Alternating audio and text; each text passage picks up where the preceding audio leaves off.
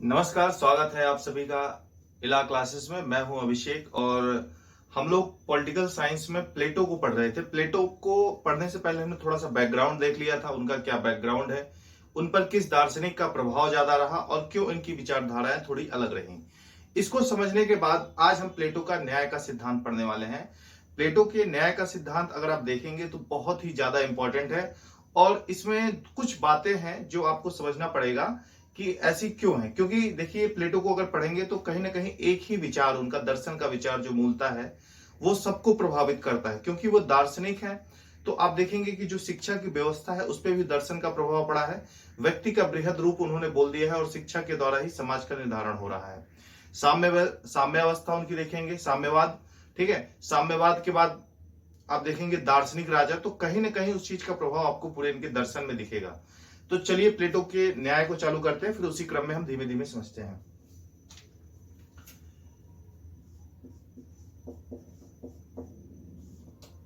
प्लेटो का न्याय सिद्धांत, न्याय संबंधी सिद्धांत।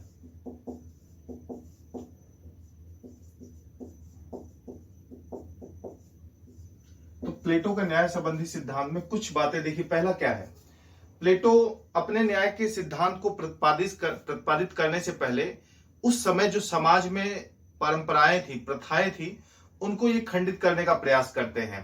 जैसे अगर प्लेटो को देखें आप तो, क्योंकि मैंने बताया था पिछले लास्ट लेक्चर में कि सुकरात इनके गुरु थे और उनसे इनका बहुत लगाव था। तो सुकरात जो है एक स्वतंत्र विचारधारा के शिक्षक थे, लोगों को शिक्षा देते थे और उसके लिए वो पैसा चार्ज नहीं करते थे। तो इस मायने में वो सोफिस्टों से अलग थे।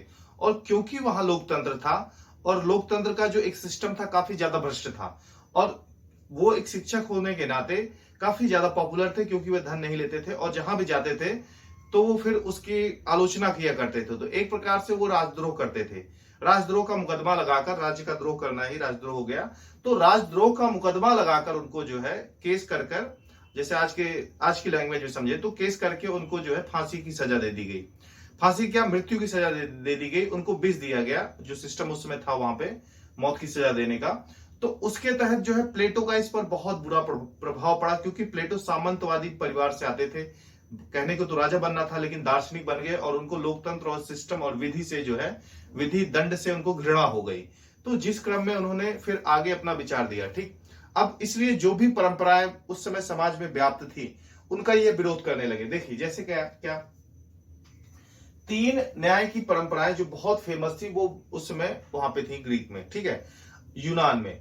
अब उनका पहले ये विरोध करेंगे। इसीलिए जब मैंने कल पढ़ाया था लास्ट लेक्चर में सोफिस्ट को, तो सोफिस्ट को वहां पे बस बता दिया था कि सोफिस्ट क्या है, लेकिन क्योंकि यहाँ पे पढ़ना है तो हमको कंपेयर करने में काफी हेल्प मिलेगी। इन केस कभी जैसे जीआईसी है, जीआईसी में आपको मेंस लिखना रहता है, तो वहां पे कंपेयर करने वाली ये चीज हेल्प करेगी आपको, क्योंकि अलग अलग पढ़ने पे आप तुलना थोड़ा उतना बढ़िया नहीं कर पाते और दिमाग उस हिसाब से ट्रेन नहीं रहता। और जैसे कि पीजीटी का इंटरव्यू ही हुआ या फिर कोई और एग्जाम हुआ या फिर कह लीजिए टीजीटी पीजीटी का ही एग्जाम, एलटी, नेट, जेआरएफ जो भी दे रहे हैं आप, तो वहां पे आप देखेंगे कि एक कंपेयर करके चलेंगे और चीजों की समझ अच्छी बनी रहेगी। तो क्वेश्चन अच्छे अटेम्प्ट होते हैं, टफ क्वेश्चन भी अटेम्प्ट हो जाते हैं। तो देखिए प्लेटो ने सबसे पहले जो तीन विचारधाराएं थी उस समय यूनान में, उनका विरोध किया।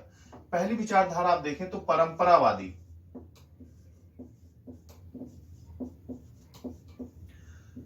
दूसरी विचारधारा थी उनकी उग्रवादी, तीसरी विचारधारा थी इनकी उदारवादी।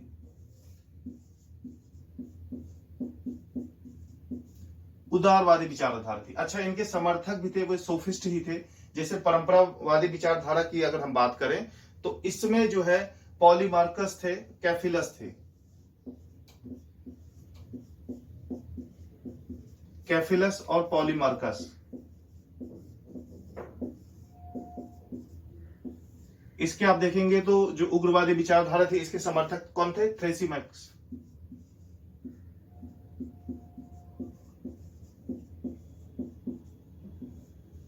और इसके ग्लोकोन।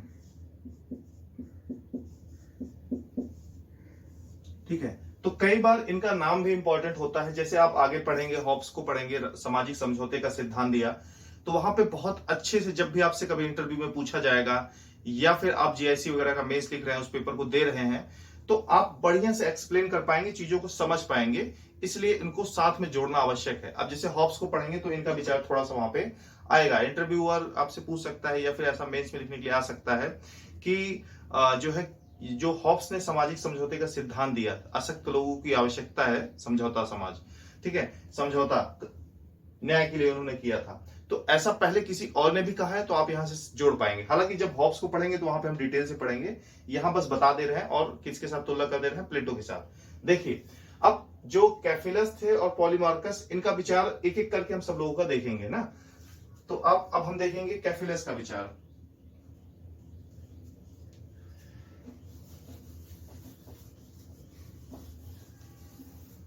कैफिलस ने क्या बोला? कैफिलस का न्याय संबंधी विचार ये था कि सत्य बोलना, सत्य बोलना और ऋण चुकाना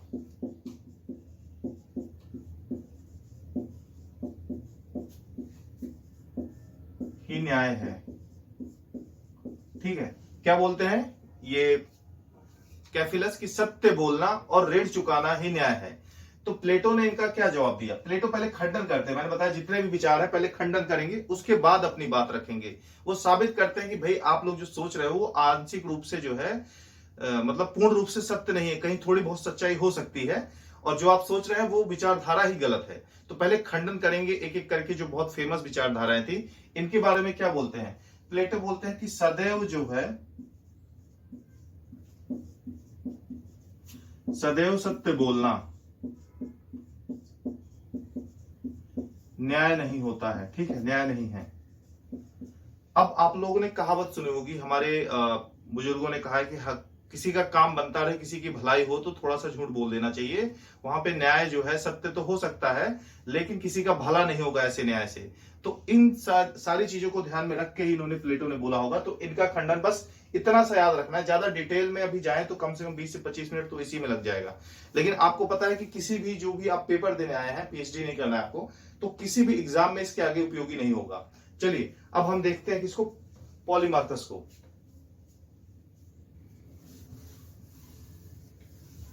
पॉलीमार्कस क्या बोलते हैं? पॉलीमार्कस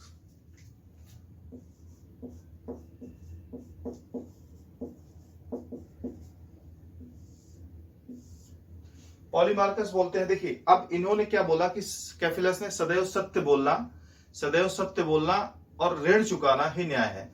तो पॉलीमार्कस एक और चीज बोलते हैं,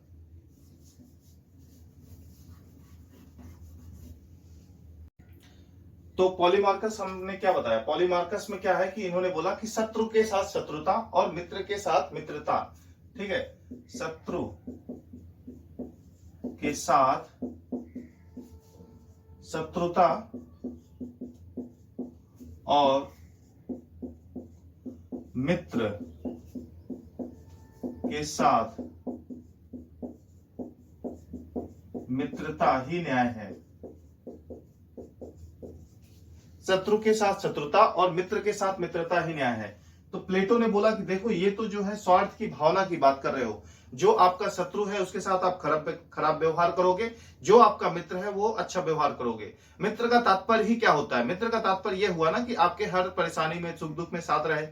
अगर यदि आपका कोई सुख दुख में साथ नहीं रहता, आपकी अच्छाई और भलाई में आपका साथ नहीं देता, और वो उसके साथ कुछ गलत हो रहा है, तो यानी कि उसके साथ तब भी आप गलत करेंगे। और यदि आपका मित्र है और किसी भी परिस्थिति में जो है आपके साथ रहता है, लेकिन उसने लाख गलत काम किया, तब भी आप उसका साथ देंगे। हालांकि सार्वजनिक पद की बात हो रही है, व्यक्तिगत जीवन की बात नहीं हो रही है। तो यहाँ पे देखा जाए तो इन्होंने बोला कि ये जो भावना है, ये न्याय की भावना है, ये स्वार्थ से जो है, स्वार्थ से प्रेरित है। बोले स्वार्थ से प्रेरित है। ठीक है, मानव व्यक्ति विशेष को महत्व देता है, समूचे समाज को ऐसा कोई महत्व देता ही नहीं है। तो इसका भी इन्होंने स्वार्थपरक भावना बोलकर प्लेटो ने इसका खंडन किया, किसका? पॉलीमार्कस का, शत्रु के साथ शत्रुता और मित्र के साथ मित्रता का। ठीक, अब यहाँ पे वही बात आती है, एक कहानी आप लोगों ने सुनी होगी, ठीक है, मुंशी प्रेमचंद्र की थी, किसकी थी याद नहीं है, टेक्स्ट बुक में है हमारे, कि एक मित्र थे, वो जो है पंचायत बुलाते हैं। उस पंचायत में क्या, अपने मित्र, सबको तो बोल देते हैं कि भाई आप हमारे पक्ष बोलना, लेकिन अपने मित्र को बोलना भूल जाते हैं। भूल के वो सोचते हैं ये तो हमारे पक्ष में बोलेगा ही, लेकिन जब वो पंच बनता है, सरपंच, पंचायत बैठती है 5 लोगों की, तो वो निर्णय उनके खिलाफ दे देता है। तो वहां पे न्याय की भावना को भारतीय परंपरा में दिखाया गया है। ठीक, अब पॉलीमार्कस के बाद हम देखेंगे किसको, थ्रेसिमैक्स को।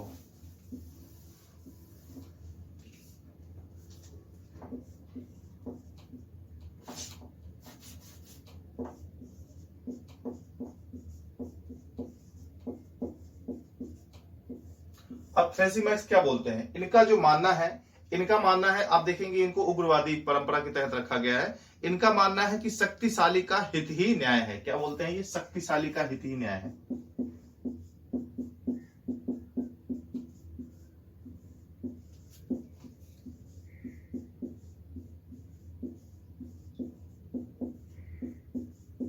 अब प्लेटो इनका खंडन करेंगे ही करेंगे, शक्तिशाली का हित ही न्याय है, अतः इनका आगे की भी बात है। अतः अब ये शक्तिशाली कौन होता है, राजा या शासक लोग, तो राजा या शासक की भलाई ही, ठीक है, शासक भी आप लिख सकते हैं,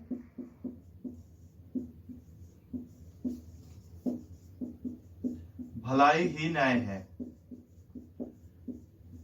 तो अब यहां पे प्लेटो इनका खंडन, ये तो जबरदस्त खंडन करने का इन्होंने मौका दिया, क्योंकि शक्तिशाली का हित इतना तो बच्चा भी जानता होगा, जो थोड़ी भी समझ होगी उसको इतना तो समझ होगा कि शक्तिशाली का हित किस प्रकार से न्याय हो गया ना। क्योंकि देखेंगे कि समाज में गरीब और निचला तबका भी कई बार ऐसा होता है जो पीड़ित होता है, और ज्यादातर उत्पीड़न जो है समाज की तरफ से ऐसे लोगों के द्वारा किया जाता है जो समर्थ होते हैं कुछ उनका उत्पीड़न करने में। तो ये तो डायरेक्ट जो है, ये एक प्रकार से कह सकते हैं चापलूसी की भावना आ गई यहाँ पे, ठीक है, चापलूसी की भावना यहाँ पे दिखती है। तो देखिए प्लेटो बोलते हैं कि व्यक्ति का किसी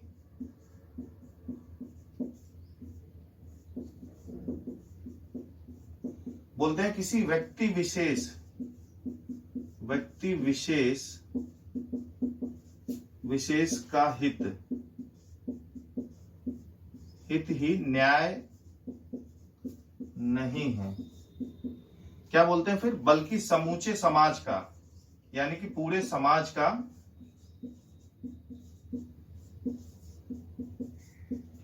हित ही न्याय है, ठीक है। क्या बोलते हैं कि समूचे समाज का, किसी व्यक्ति विशेष वर्ग विशेष का जो हित है वो न्याय नहीं है, बल्कि जब तक पूरे समाज का हित नहीं होगा तब तक किसी भी प्रकार से न्याय जो है लोगों को नहीं मिलेगा। प्लेटो आगे बोलते हैं कि किसी जो है शक्तिशाली व्यक्ति के बजाय विद्वान व्यक्ति, ठीक है, अगर तुलना ही करनी है व्यक्ति में तो बोलते हैं किसी अगर कोई शक्तिशाली है उसके बजाय क्या, बल्कि ज्ञानी व्यक्ति, विद्वान या ज्ञानी व्यक्ति समाज के लिए ज्यादा महत्वपूर्ण है, ठीक है, ज्ञानी व्यक्ति समाज के लिए ज्यादा महत्वपूर्ण है, अधिक महत्वपूर्ण है। और बोलते हैं कि कोई अगर प्रसन्न व्यक्ति है, प्रसन्न व्यक्ति, ठीक है, प्रसन्न व्यक्ति है, और इसको इधर लिखते हैं, मान लीजिए कोई अन्यायी है, अन्यायी व्यक्ति है और इधर कोई प्रसन्न है, ठीक है, अन्यायी व्यक्ति और प्रसन्न व्यक्ति है, तो बोलते हैं कि प्रसन्न व्यक्ति ज्यादा महत्वपूर्ण है समाज के लिए, ना कि अन्यायी व्यक्ति। तो ऐसे में आप बोलते हैं कि शक्तिशाली का हित तो किसी भी प्रकार से जो है अच्छा हो ही नहीं सकता। हालांकि प्लेटो की इच्छा रही भी होगी तो भी नहीं करना चाहेंगे, क्योंकि उनको मूलतः खंडन करना ही करना था, क्योंकि जो परंपराएं थी उससे उनको घृणा हो गई, लोकतंत्र से इतनी घृणा हो गई कि बोले कि सबसे निम्न जो है रूप है शासन पद्धति का लोकतंत्र है। और यहाँ पे आप देखेंगे कि बोलते हैं कि भ्रष्ट लोगों का शासन है, मूर्खों का शासन है, मतलब इतनी ज्यादा उनको लोकतंत्र से नफरत हो गई। उनका मानना था कि जैसे मूर्खों द्वारा मूर्खों की सरकार चुनी जाना है, एक प्रकार से लोकतंत्र है। आप देखेंगे ये बात कहीं ना कहीं सच तो नहीं है, लेकिन ठीक है, जैसे लोग में हमारे समाज में जैसे लोग रहते हैं कहीं ना कहीं वही सरकार तो चुन के सामने आती है। आप देखिए कि सपा गवर्नमेंट हो गई, बसपा गवर्नमेंट हो गई और बीजेपी हो गई, कहीं ना कहीं सारी जो सरकारें हैं ये एक समूचे जब तक बहुमत में कब तक नहीं आ पाती, जब तक समूचे समाज को एकत्रित करने का प्रयास नहीं करती। और जो भी सरकार रहती है यूपी में या कहीं भी, जब तक पूरे लोगों को इकट्ठा नहीं कर पाती तब तक वो बहुमत में आती नहीं। और जब ये लोकतंत्र की यही खासियत है, आधुनिक लोकतंत्र की बात कर रहा हूं, कि सबका वही बात है कि जब सबको रिझाओगे, सबका भला करोगे तो अपने आप जो है भलाई होगी लोकतंत्र में। लेकिन जब कभी भी आप देखते हैं कि एक पलड़ा उनका भारी पड़ता है तो सारे पलड़े उनके छूट जाते हैं। तो ये इसलिए भी आवश्यक है कि, और जैसे लोग रहेंगे वैसी सरकार बनेगी। मान लीजिए कि 90% लोग जो है सोसाइटी के अब वो अशिक्षित है तो फिर उनके जो आधार होगा अपने प्रतिनिधि चुनने का वो भी अशिक्षा पे ही आधारित होगा, ठीक है, क्योंकि बिना बहुमत के नहीं आएंगे। और ऐसा नहीं कि वर्ग विशेष या जाति विशेष के ऐसा लोग होते, पूरे समाज की बात होती है। तो जब जब शिक्षा बहुत आवश्यक है और निष्पक्ष होकर सोचना भी बहुत आवश्यक है। हम राजनीति में ये सारी चीजें आगे पढ़ेंगे समय के साथ, कि राजनीति, व्यवहार, निर्वाचन पद्धति, इन सारी चीजों को पढ़ेंगे वहां पे, ठीक है। तो प्लेटो ने जो है थ्रेसिमेकस का भी जो है विरोध किया और उनकी आलोचना की। अब बचते हैं ग्लूकोन, ठीक।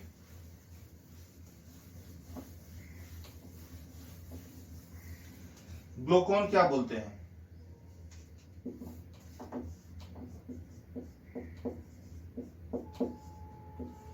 ग्लूकोन ये बोलते हैं कि देखिए, जो आपका ये है न्याय, वो न्याय कैसा है? वो बोलते हैं कि समझौते का परिणाम है।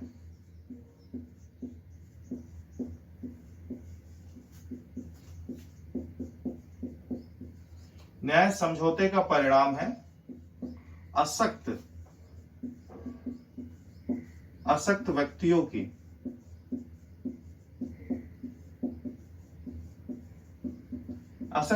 की मांग है, ठीक है।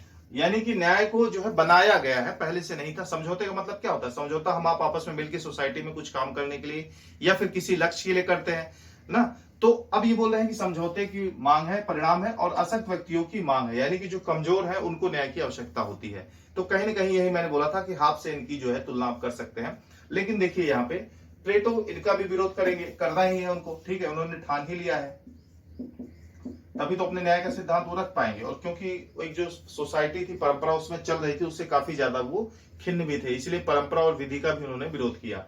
इन्होंने बोला कि समझौते का परिणाम है, बोले कि यानी बाहर से समझौता नहीं, बोलते जो न्याय है वह आंतरिक है। न्याय आंतरिक है, ठीक है, न्याय आंतरिक है, बाह्य रूप से निर्मित नहीं किया जा सकता।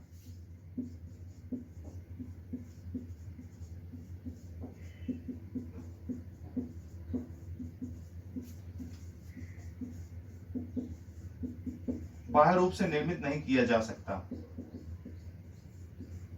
ठीक है। क्योंकि बोलते हैं कि जो व्यक्ति की, अब यहीं से इनकी न्याय की जो भावना होगी वो बदल जाएगी। क्यों? क्योंकि देखिए अब इन्होंने अपना न्याय का सिद्धांत देना है इनको। तो अब देखिए कि ये क्यों बोल रहे हैं कि व्यक्ति को जो है ये आंतरिक है, बाह्य रूप से निर्मित नहीं किया सकता। यानी कि जाहिर सी बात है, इन्होंने न्याय को अंदर से जोड़ के रखा है। और न्याय को इन्होंने अंदर से जोड़ने के लिए, चलिए अब आगे इनको समझते हैं कि कैसे इन्होंने अपनी बात रखी, यहीं से समझिएगा।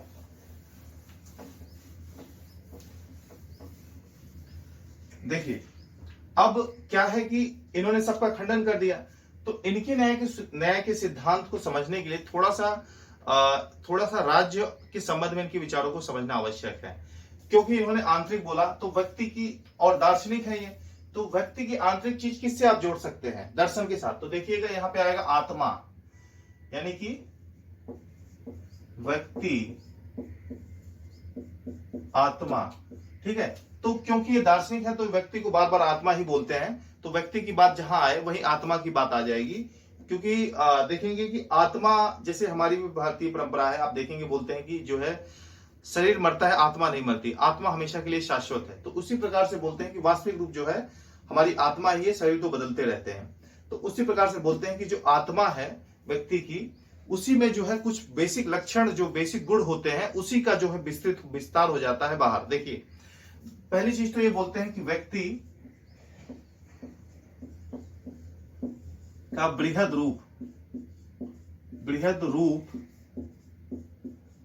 ही राज्य है, ठीक है। व्यक्ति का बृहद रूप ही राज्य है, यानी कि जो व्यक्ति के स्तर पर है वो राज्य के स्तर पर बड़े स्तर पे है। यानी कि आत्मा हो गई व्यक्ति का आंतरिक रूप, तो कहीं ना कहीं बड़े स्तर पर जब जाएंगे तो राज्य में न्याय वही होगा ना। जो व्यक्ति में बृहद स्तर पर है, व्यक्ति में छोटे स्तर पर है, वही जो है बड़े स्तर पर है। देखिए यहां पे समझिए, व्यक्ति में छोटे स्तर पर और राज्य में बड़े स्तर पर।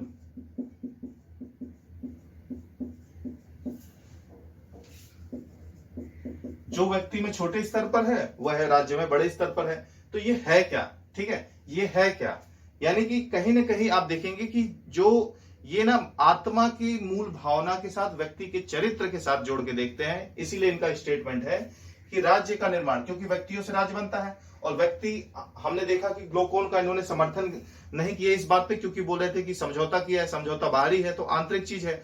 अंतर की चीज क्या मानते हैं? दार्शनिक है तो आत्मा को मानेंगे, ठीक है। तो इन्होंने देखिए क्या बोला राज्य के संबंध में, पहले हमको ये समझना पड़ेगा तभी हम आगे चल पाएंगे इनकी समझने के लिए सिद्धांत को। तो इन्होंने बोला कि जो राज्य का निर्माण होता है, निर्माण किसी चट्टान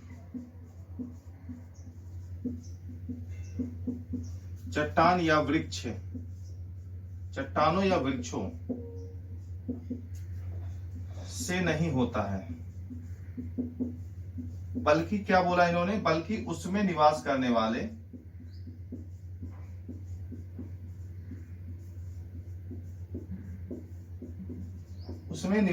वाले व्यक्तियों के चरित्र से होता है।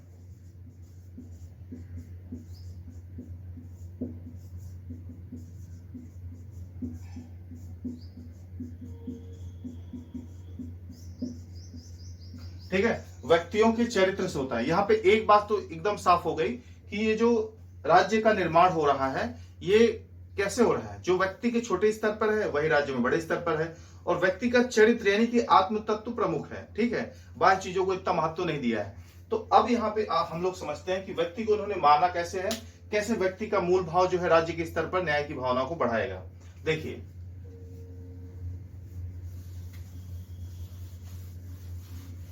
मैंने पहले भी समझाया था कि व्यक्ति में जो है 3 लक्षण प्रधान होते हैं हर व्यक्ति में, और जिसके अंदर जो लक्षण ज्यादा प्रधान होगा वह उसी के हिसाब से काम करेगा। तो इन्होंने बोला कि व्यक्ति या आत्मा में 3 गुण होते हैं। कौन सा होता है? पहला विवेक होता है,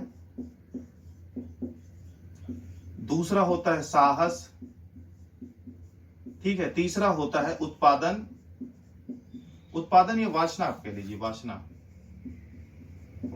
क्षुधा, अब इस तरह के शब्द यूज हुए हैं। तो विवेक होता है, साहस होता है और वासना होती है। अब मैंने बोला कि व्यक्ति का वृहद रूप ही राज्य है, यानी कि जो छोटे स्तर पर व्यक्ति में है बड़े स्तर पर वही जो है राज्य में होगा। तो राज्य में क्या होगा? शासक वर्ग होगा, शासक वर्ग या राजा। तो इन्होंने इसको दार्शनिक राजा बोला है,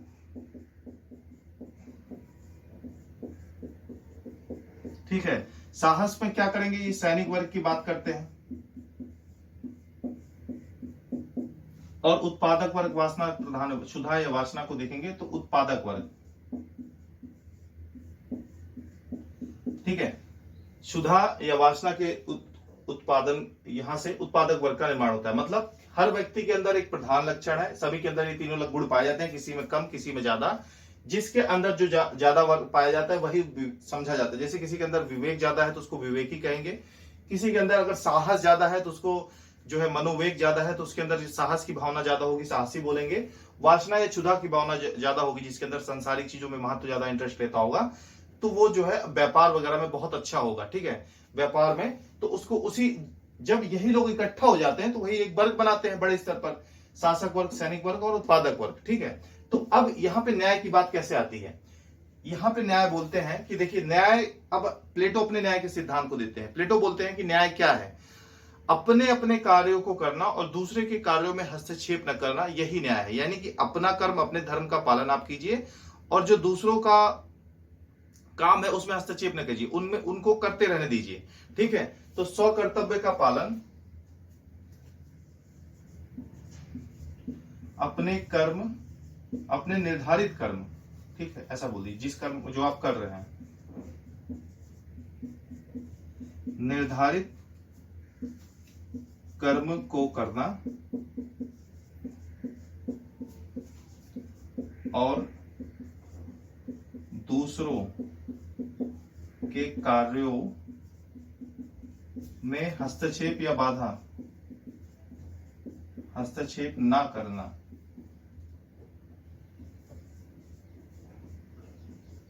ही न्याय है, ठीक है। हस्तक्षेप ना करना ही न्याय है, यानी कि अपने अपने निर्धारित काम को करते रहना। यानी आप विवेकी हैं तो विवेक वाला काम कीजिए, वासना और साहस की बात मत कीजिए, ठीक है। यदि आप शासक वर्ग से सम्मिलित हैं, शासक वर्ग से हैं, तो आपको शासन पद्धति पे ध्यान देना चाहिए, समाज में न्याय कैसे रहे, व्यवस्था कैसे रहे, इन सारी चीजों को देखना है। आपको सैनिक वाला और उत्पादक का काम नहीं करना है। यदि आप उत्पादक वर्ग से हैं तो जो है आप किसी प्रकार से सैनिक वाला काम नहीं करेंगे, ठीक है। अपने काम में आप विशेष रहेंगे, विशेषीकृत का एक प्रकार से सिद्धांत है। तो इन्होंने बाद में बोला भी है, कोई मोची या नाई जो है राज्य का शासक नहीं हो सकता। क्यों नहीं हो सकता?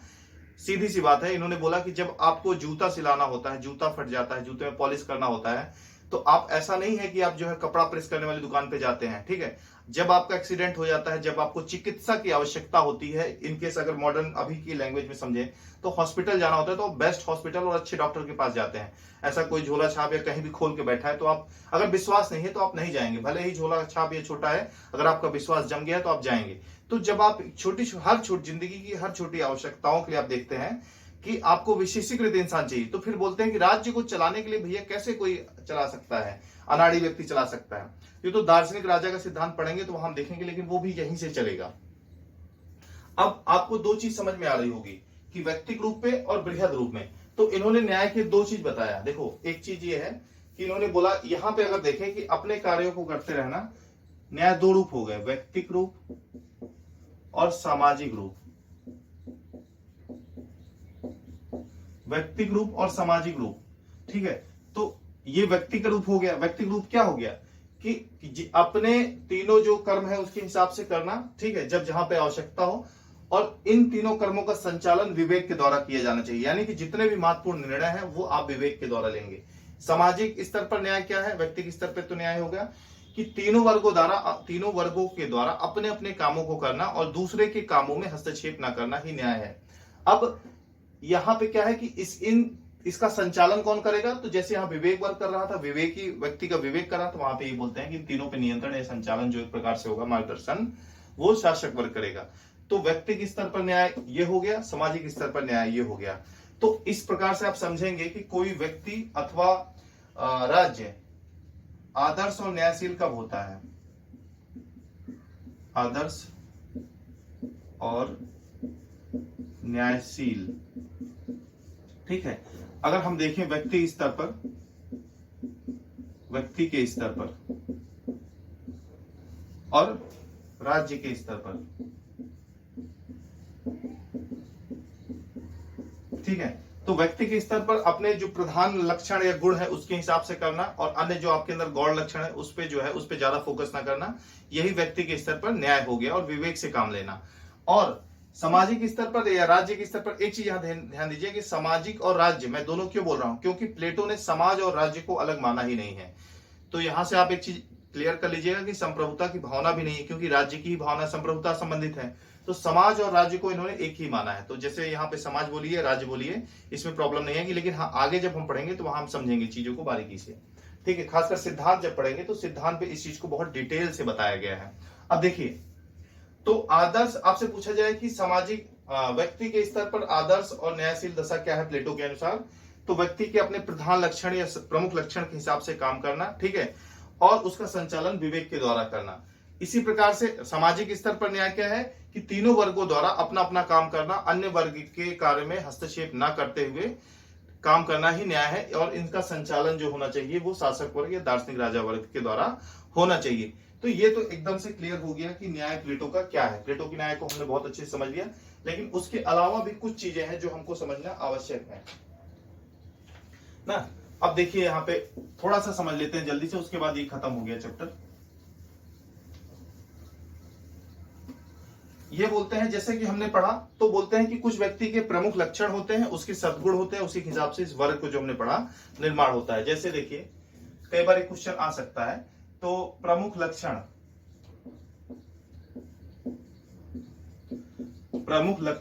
सद्गुण,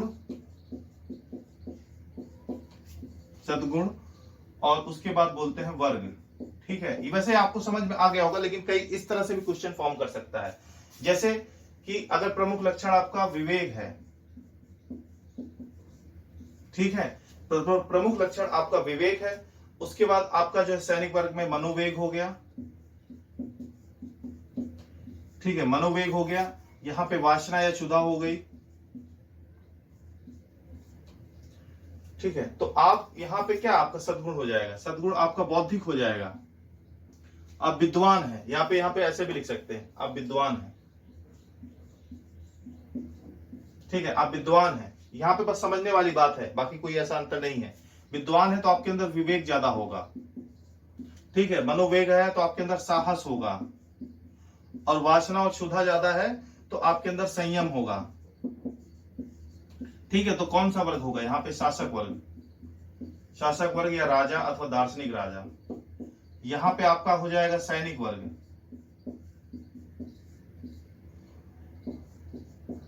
और यहां पे आपका आ जाएगा उत्पादक वर्ग, ठीक है। तो कई बार ये चीजें पूछ ली जाती हैं, आप चाहे तो स्क्रीनशॉट ले लीजिए, इसको बस समझना नहीं, क्योंकि समझ लायक इसमें कुछ है नहीं, हम समझ चुके हैं।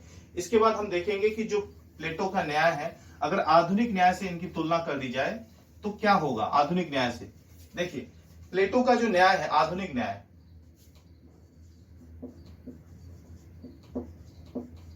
आधुनिक न्याय और प्लेटो का न्याय क्या अंतर है? देखिए आधुनिक न्याय में क्या बात की गई है? अधिकारों की बात की गई है।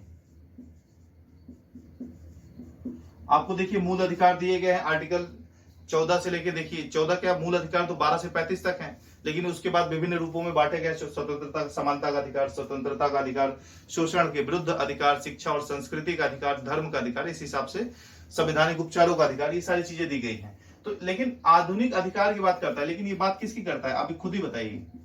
कर्तव्यों की बात कर रहा है, ये काम आपको करना है, आप जिस वर्ग से हैं उसी वर्ग का आपको काम करना है, अन्य में हस्तक्षेप नहीं करना है।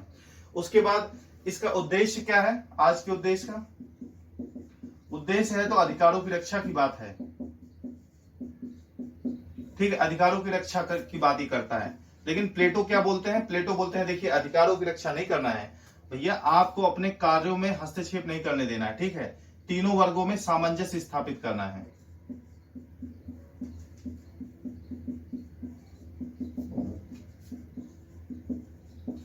तीनों वर्गों में सामंजस्य स्थापित होना चाहिए। सामंजस्य कब स्थापित होगा? जब अपना अपना कार्य करेंगे और दूसरे के कार्यों में हस्तक्षेप नहीं करेंगे, तभी जो है तीनों वर्गों में सामंजस्य स्थापित होगा, ठीक है। चलिए उसके बाद आप देखिए कि संचालन किससे होता है। तो आधुनिक न्याय जो होता है वो विधि द्वारा संचालित होता है, ठीक है, विधि द्वारा संचालित होता है। विधि का मतलब यह है कि जो भी विधि में लिखा गया उसी के द्वारा होगा, विधि का शासन है। लेकिन इनके द्वारा कैसे संचालित होता है? तो ये नैतिकता के द्वारा संचालित करते हैं। इनका संचालन कैसे होता है? नैतिकता के द्वारा संचालन होता है। प्लेटो के जो है न्याय का संचालन कैसे हो रहा है? कई बार पूछा जा सकता है कि प्लेटो के न्याय का संचालन कैसे होगा, तो वहां पे आप देखेंगे नैतिकता का। आधुनिक न्याय में समानता, स्वतंत्रता और अधिकारों की बात है,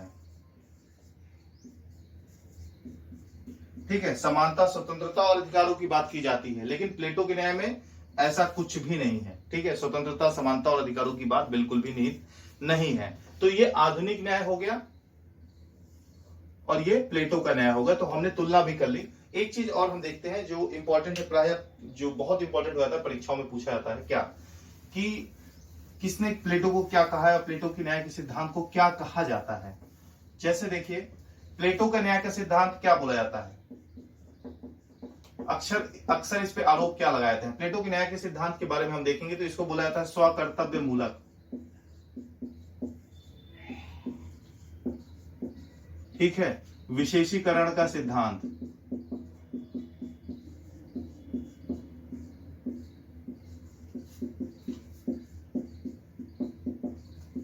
सामंजस्य, ठीक है, सामंजस्य का सिद्धांत, ये सामंजस्यवादी। प्रकल्प मूलक, मैं बता रहा हूं क्या है। अब ये सब क्यों बोला जाता है? स्वकर्तव्य मूलक मतलब अपने कर्तव्यों का पालन करने पर जोर देता है, इसलिए इस सिद्धांत को क्या बोला जाता है? स्वकर्तव्य मूलक बोला जाता है। विशेषीकरण का सिद्धांत बार बार बोलता है कि आपके अंदर जो विशेषता है आप उसी को कीजिए, तो इसलिए विशेषीकरण का सिद्धांत बोला जाता है। सामंजस्य की बात इसमें क्यों आती है? सामंजस्य का सिद्धांत क्योंकि बोलता है कि तीनों जो वर्ग हैं वो अपने अपने हिसाब से काम करें और दूसरों के कार्यों में हस्तक्षेप न करें, आपस में सामंजस्य बनाए रखें। प्रकल्प मूलक क्यों बोला था? क्योंकि जो प्रकल्प मूलक का मतलब क्या है कि बहुत सी बिखरी हुई वस्तु हैं, उनको इकट्ठा कर लेना, समेट लेना। जैसे कि कहीं ना कहीं से जो सोफिस्ट थे, कहीं उनकी बातों को तोड़ा मरोड़ा, फिर उनको अपने आप रखा, ठीक है। तो वहां पे भी बोला जाता है प्रकल्प मूलक है, बिखरी चीजों को इकट्ठा किया हुआ है। एक और इंपॉर्टेंट चीज, बहुत इंपॉर्टेंट है, वर्ण व्यवस्था।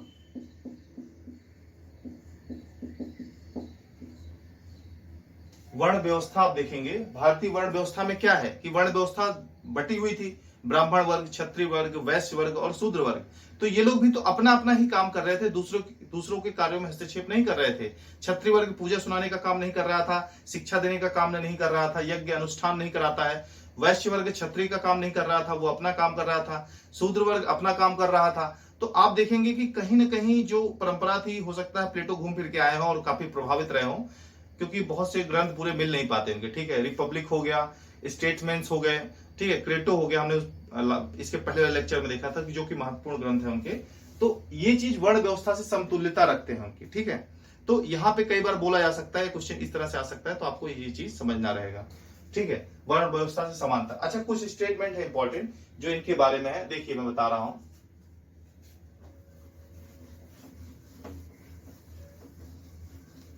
एक स्टेटमेंट सबसे पहले अगर हम देखें तो बारकर बोलते हैं, बारकर बोलते हैं कि जो प्लेटो का न्याय का सिद्धांत है, प्लेटो का न्याय है, वास्तव में क्या है? ये बोलते हैं कि वास्तव में अपने कर्तव्यों के पालन का सिद्धांत या भावना मात्र है। ठीक है, वास्तव में प्लेटो क्या बोलते हैं, प्लेटो की न्याय के सिद्धांत पे बारकर क्या बोलते हैं कि अपने अपने कर्तव्यों के पालन करने की भावना मात्र है प्लेटो की न्याय का सिद्धांत। तो आप यहाँ पे बस अपने कर्तव्यों की भावना मात्र करके डैश करके नोट्स इस तरह से बना सकते हैं ताकि आपको याद रहे। अच्छा, ये तो इन्होंने बोल दिया। सेबाइन क्या बोलते हैं? सेबाइन देखिए, सेबाइन का बोलना है कि इसकी बड़ी आलोचना करते हैं। सेबाइन बोलते हैं, सेबाइन बोलते हैं कि प्लेटो का जो न्याय का सिद्धांत है, ये बोलते हैं कि आत्मपरक, जड़, निष्क्रिय और काल्पनिक है। काल्पनिक है, बोलते हैं कि जो प्लेटो का सिद्धांत है आत्मपरक, जड़, निष्क्रिय और काल्पनिक है, इसमें कोई भी वास्तविकता निहित नहीं है। तो सेबाइन मूलतः विरोध करते हैं। अब इसके बाद हम देखेंगे कार्ल पॉपर एक बोलते हैं, कार्ल पॉपर ये बोलते हैं कि जो न्याय होता है, प्लेटो का न्याय, देखिए यहां पे इन्होंने बोला है प्लेटो का न्याय किससे संबंधित है? विशेषीकरण के सिद्धांत से संबंधित है, यानी कि विशेषाधिकारों की बात करता है। भाई सबके पास विशेषाधिकार होंगे, जो शासक वर्ग होगा उसके पास विशेषाधिकार होंगे शासन करने के, तो विशेषाधिकारों की बात करता है। लेकिन क्या बोलते हैं कार्ल पॉपर? बोलते हैं कि लेकिन वास्तव में विशेषाधिकारों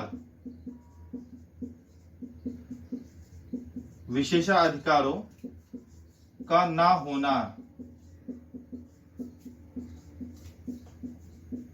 ही न्याय है।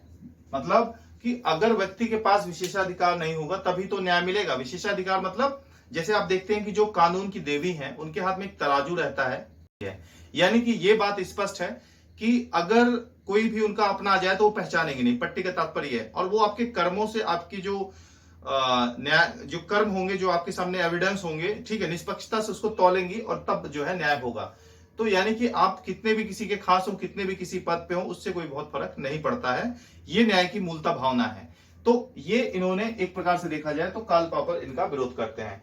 तो हमने पूरी तरह से प्लेटो के न्याय के सिद्धांत को देख लिया बढ़िया से। अब नेक्स्ट लेक्चर में हम आगे की चीजें देखेंगे।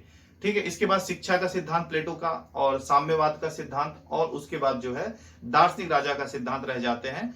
तो इसको आपको समझने के बाद उसको समझने में ज्यादा समस्या नहीं आएगी। खैर, आज के लिए इतना ही। Thank you very much.